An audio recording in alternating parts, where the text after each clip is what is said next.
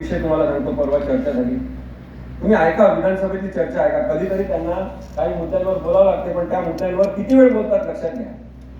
अत्यंत अनावश्यक, टुकार आणि फालतू मुद्द्यांवर खूप वेळ बोललं जाते, परंतु यांत्रिक पद्धतीने काही महत्वाच्या जीवनावश्यक विषयांवर चर्चा होते आणि थोडक्यात तो विषय संपवला जातो. असाच एक विषय होता की महाराष्ट्रातल्या असंख्य मुली गायब झालेल्या आहेत. 5 मार्च 2026 रोजी त्याच्याबद्दलची बातमी सुद्धा सगळ्या पेपरमध्ये आली. लोकसत्तानी खूप मोठी बातमी सुद्धा छापली की 2024-25 मध्ये 2 वर्षात 31,000 पेक्षा जास्त मुली महाराष्ट्रातल्या मुली आणि महिला बेपत्ता आहेत. कुठे आहेत माहीतच नाही. त्याच्यावर उत्तर देताना मला वाटते ते वर्धेचे आहेत गृहराज्यमंत्री पंकज भोयर यांनी उत्तर दिलं. त्यांना व्यवस्थित उत्तर कदाचित देता आलं नाही, तर मुख्यमंत्री गृहमंत्री असल्यामुळे स्वतः उठले, त्यांनी सुद्धा उत्तर दिलं आणि त्यांनी सांगितलं की हरवलेल्या मुली सापडण्यामध्ये आपण सातत्याने चौकशी करत असल्यामुळे अत्यंत मोठं यश आलेलं आहे आणि 10% प्रमाण वाढलेलं आहे मुली सापडण्याचं. आपण मान्य करू, हे सापडले असते. हो, पण त्या जिवंत असलेल्या मुली आहेत, त्या केवळ वस्तू हरवले सापडले विभागातून काहीतरी सापडलं एवढंच नाहीये. तुम्ही हे सांगायला पाहिजे की त्या सापडलेल्या मुलींना त्यांच्या परिवाराने स्वीकारलं का. तुम्ही हे सांगायला पाहिजे त्या सापडल्या त्या कशा परिस्थिती होत्या, कुठे हरवल्या होत्या, कुणासोबत गेल्या होत्या, त्यांच्यासोबत काय झालं, त्यांच्यासाठी मानसिक पुनर्वसनाची काही योजना तुम्ही आखली का, त्यांच्यासाठी काहीतरी आर्थिक मदतीची योजना तुम्ही आखली का, त्यांच्या परिवारासोबत काम करणारे काउन्सिलर कोणी नेमले का. प्रश्न बहुआयामी असतात. ती काही एक वस्तू नाही, जिवंत व्यक्ती आहे जी अनेक वर्ष गायब होती, सापडलेली आहे. ती सापडल्यावर तिच्यासाठी मानसिक सल्ला केंद्र, सायकोमेट्रिक टेस्ट करून तिच्यावर उपचार पद्धती काहीतरी झाली पाहिजे. ही भूमिका नाही. सांगायचं 10% प्रमाण वाढलेलं आहे. आपण लक्षात घ्या, न्यायाचा पाठलाग सुरू आहे.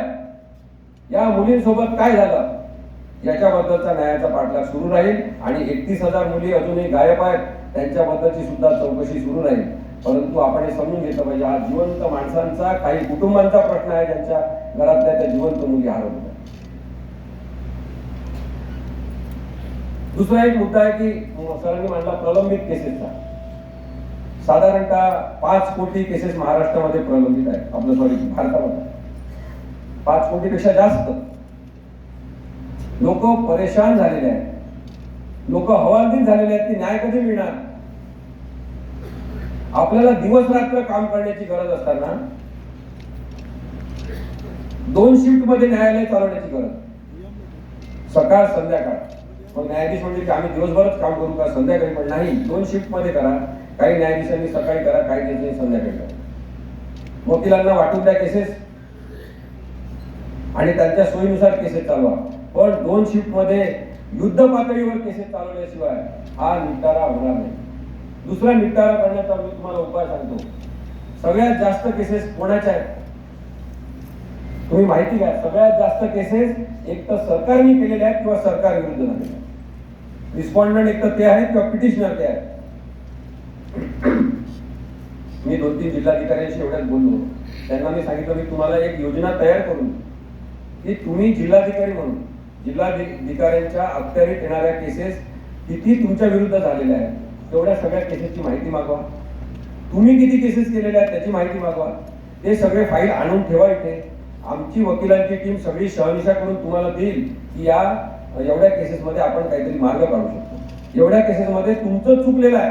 बरेचदा शासनाचं चुकलेलं असतं तरी पण ते मान्य करत नाही, जा अपीलमध्ये म्हणतात. लोक हेलपाटे घात बसतात.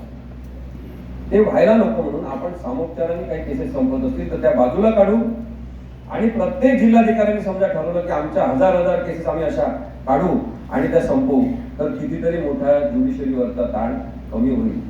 नुसतं न्यायालयात केसेस ढकलून द्यायच्या आणि पाहत बसा असं म्हणायचं, याच्यातून काही न्यायव्यवस्था सुधारणार नाही. हा उपाय एक मी त्यांना सुचवतो. आणि 48 लाख केसेस आहेत विविध कोर्टामध्ये महाराष्ट्रातल्या. 1 लाख केसेस हायकोर्टामध्ये आहेत. त्याच्यामुळे त्या 1 लाखच्या केसेस त्या 10 वर्षापासून प्रलंबित असलेल्या आहेत, ज्यांच्याकडे कोणी ढुंकून सुद्धा पाहत नाही. अशा काही फाईल्स आहेत, त्याला अबेंडन्ड फाईल्स आपण म्हणू.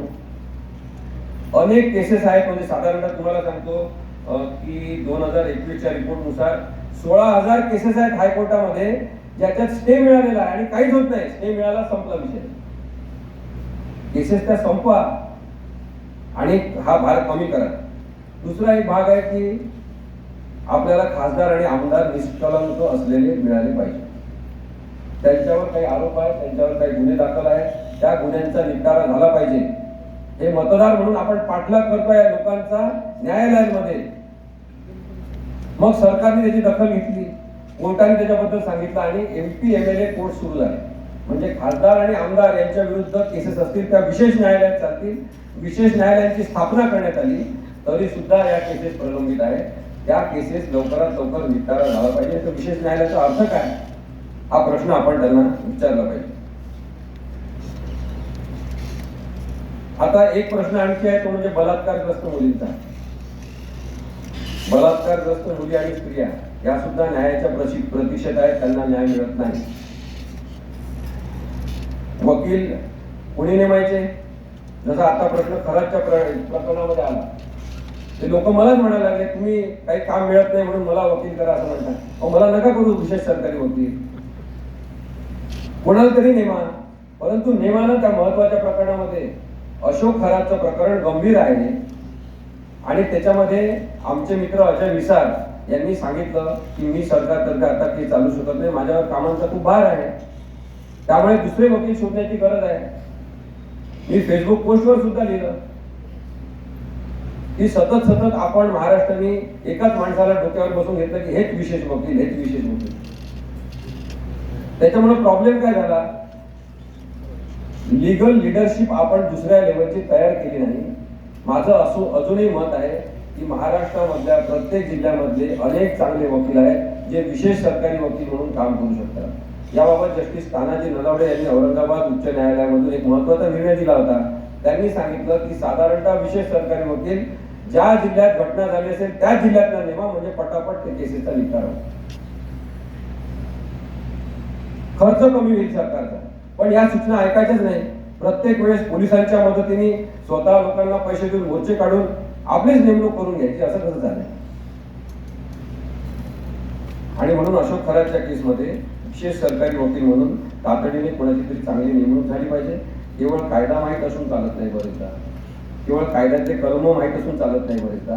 आपल्याला एक संवेदनशीलता पाहिजे असे प्रकरण चालत असताना त्याचा बहुआयामी दृष्टिकोन लक्षात घेतला पाहिजे. अशोक खराब याचं केवळ नाशिकपुरती मर्यादित नाही, पुण्यापुरती मर्यादित नाही, हा राज्यस्तरीय काहीतरी गडबडीचा प्रकार आहे, अत्याचाराचा, अन्यायाचा, लैंगिक शोषणाचा प्रकार आहे. हा राज्यस्तरीय नसेल, हा बहुराज्यस्तरीय असेल. एवढंच नाही तर तो जो काहीतरी काहीतरी बोलवायचा म्हणे 9 लाख रुपये लिटर काहीतरी, त्या मधामध्ये काहीतरी टाकून द्यायचा तो लैंगिक उत्तेजक द्रव्य, त्याच्यामुळे लोक एकदमच असे तुफान. ते मध कुठून आणलेलं आहे, ते कुठून इम्पोर्ट केलेलं आहे. तर हा प्रकार पाहिला आपण तर असं वाटते की कदाचित आंतरराष्ट्रीय प्रकरणाचा हा एक छोटा वरती भाग आलेला हिमनग आहे. आणि त्यामुळे या प्रकरणामध्ये अत्यंत संवेदनशील पद्धतीने लैंगिक अत्याचार समजून घेणं, अंधश्रद्धा कायदा समजून घेणं वकील असले पाहिजे, याची गरज आहे. एवढंच माझं मत.